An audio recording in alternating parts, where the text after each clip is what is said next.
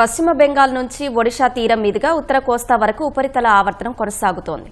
దీని ప్రభావంతో కోస్తా జిల్లాలో కొన్ని చోట్ల నేడు రేపు భారీ వర్షాలు కురిసే అవకాశం ఉందని వాతావరణ శాఖ తెలిపింది.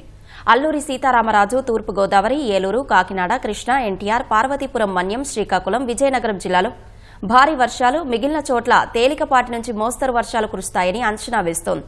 గంటకు 50 నుంచి 60 కిలోమీటర్ల వేగంతో ఈదురుగాలు వీయవచ్చని తెలిపింది. మే 10 తర్వాత అండమాన్ సమీపంలో అల్పపీడనం ఏర్పడే అవకాశం ఉంది. దీనిపై కొద్ది రోజుల్లో స్పష్టత వస్తుందని వాతావరణ నిపుణులు తెలిపారు.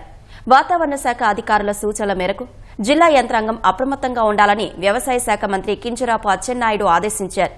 వర్షాల పట్ల అప్రమత్తంగా ఉండాలని, సముద్ర తీర ప్రాంతాల్లో ఉన్న గ్రామాల ప్రజలకు అవసరమైతే సురక్షిత ప్రాంతాలకు తరలించాలని ఆదేశించారు.